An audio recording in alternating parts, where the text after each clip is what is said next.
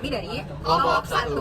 Sebelumnya perkenalkan, nama saya Hasyara Cinta Putri dengan NIM 067. Nama saya Misal Nisandra dengan NIM 141. Nama saya Evelyn Chan dengan NIM 085.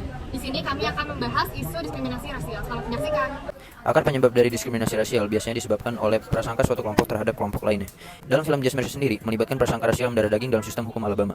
Ketidaksetaraan dan stereotip negatif terhadap warga kulit hitam menciptakan dasar untuk penangkapan dan penuntutan yang tidak adil. Ketidak-inklusifan tidak hanya di Indonesia, tetapi juga secara global dan memenuhi berbagai aspek.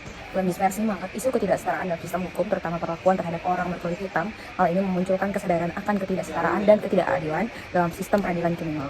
Akses terbatas kepastian hukum juga menunjukkan tantangan bagi mereka yang tidak mampu mencerminkan kesenjangan dalam aksesibilitas sistem hukum yang adil. Film ini juga menyoroti pengaruh sosial dan rasisme sistematis, memunculkan kesadaran akan perlunya inklusivitas dan penolakan stereotip rasial. Diskriminasi rasial dalam sistem hukum menciptakan ketidakadilan, ketidaksetaraan akses, dan juga dampak psikologi yang serius. Dalam film Just Mercy di kota Alabama, Amerika Serikat, menyoroti dampak psikologis trauma dan stres pada korban. Perjuangan Bryan Stevenson memperlihatkan pentingnya kesadaran dan pendidikan untuk mengatasi diskriminasi rasial, menciptakan masyarakat yang inklusif dan adil. Kenalan dulu kan, namanya siapa? Oh ya, namaku Rehan Ramadian. Noval dari angkatan 2022. Aku Kursi Rebecca dari angkatan 20. Asalnya dari mana, Kak? Asal dari Kota Batu di Jawa Timur. Di Kota Bekasi, Jawa Barat. Sebelumnya, kakak punya teman dari luar daerah nggak? Atau yang beda suku ras? Pernah kenal sih karena satu prokeran dari Papua kebetulan. Kalau temen di UB ini banyak ya, dari beberapa suku dan ras. Baik itu dari ibu kota, dari kota besar maupun juga dari kota-kota kecil gitu.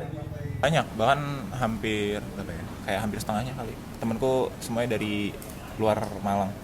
Zaman sekarang temenan masih mandang ras nggak sih, Kak? Kalau kayak di sekitar lingkungan kakak tuh pernah lihat nggak atau mengalami fenomena diskriminasi di pertemanan? Sebenarnya kalau sekarang mungkin udah cukup minim ya, karena kita udah open minded semua generasi Z, tapi ada beberapa teman-teman yang masih ngelihat kayak dari warna kulit dan lain sebagainya sih, kalau lihat sepenglihatan aku. Kalau akunya sih sebenarnya enggak ya. Cuman kalau misalnya dari temen-temenku aku kurang tahu, tapi kayaknya enggak juga sih. Kalau menurut saya sih ada beberapa memang yang masih memandang ras gitu.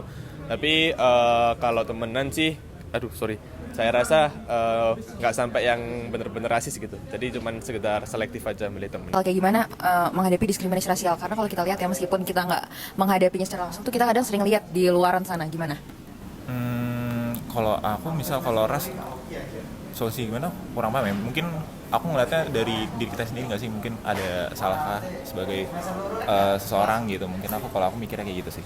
Buat menyikapi hal tersebut, kita harus bisa lebih toleransi lagi terhadap sebuah perbedaan dengan menerapkan kita nggak selektif terhadap pertemanan, nggak membedakan orang itu berdasarkan ras atau sukunya gitu. Jadi kita harus saling bisa menerima perbedaan dan juga saling menghormati satu antara lain. Kalau dari aku sendiri sih lebih kelihat personality-nya aja, jangan ngelihat dari fisiknya. Artiannya mungkin buat teman-teman semua, coba rangkul juga teman-teman yang dari beda pulau. Siapa tahu teman-teman yang dari beda pulau itu jauh lebih asik dan bisa dapat pandangan yang baru dari kalian yang anak-anak kota.